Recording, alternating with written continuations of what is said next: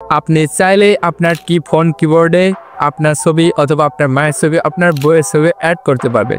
কিভাবে করবেন স্যার? নিজের মতো কাস্টমাইজ করে নিতে পারবেন। দেখে দিচ্ছি, ফোন স্ক্রিনে যাওয়া যায়। শুরুতে আপনি প্লে স্টোর থেকে এই রিমদিক কিবোর্ডটি ডাউনলোড করে নেবেন যদি আপনার ফোনে না থাকে। তো রিমদিক কিবোর্ড ডাউনলোড করার পর রিমদিক কিবোর্ড অ্যাপসের মধ্যে ঢুকে সে থিমে ক্লিক করবেন। থিমে ক্লিক করে এখন দেখতে পাচ্ছেন অনেক অপশান আছে কিবোর্ড সিলেক্ট করা। তো এর মধ্যে নিউ থিম এখানে ক্লিক করে দিবেন। তারপরে দেখতে পাচ্ছেন উপরে ব্যাকগ্রাউন্ড ইমেজ, তারপরে উপরের দিকে আবার কালার চেঞ্জ করতে পারেন। আমরা ইমেজ সেট করব, তো ইমেজের উপরে ক্লিক করে দিব। ইমেজের উপর ক্লিক করার পর গ্যালারি অপশানে ক্লিক করে নেবেন। গ্যালারি থেকে আপনি নিজের মন মতো যেটা সিলেক্ট করতে চাচ্ছেন সেই ফটোটি সিলেক্ট করবেন। সিলেক্ট করার পর এখানে আপনি ক্রপ করা অপশন পাবেন, সিলেক্ট করে দিবেন। আবার কোনটুকু সিলেক্ট করে দিয়ে উপরে দেখতে পাচ্ছেন ক্রপ অপশান, ক্রপ অপশানে ক্লিক করবেন।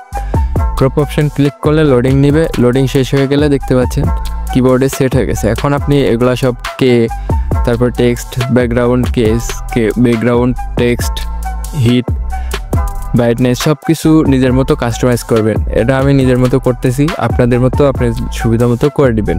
তারপরে এখানে দেখতে পাচ্ছেন ব্যাকগ্রাউন্ড, এখানে তারপরে টেক্সট, তারপরে সব কিছু ব্রাইটনেস কমানো বাড়ানো যায়। তো ব্রাইটনেস কমানো বাড়ানো করে তারপরে আপনি দেখবেন যে সব ঠিক আছে কিনা, আপনার ভালো লাগতেছে কিনা। তারপর সেভে ক্লিক করবেন, এখানে নাম সিলেক্ট করবেন।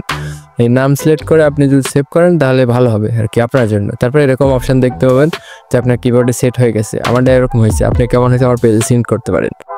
সাবস্ক্রাইব করে যাবেন।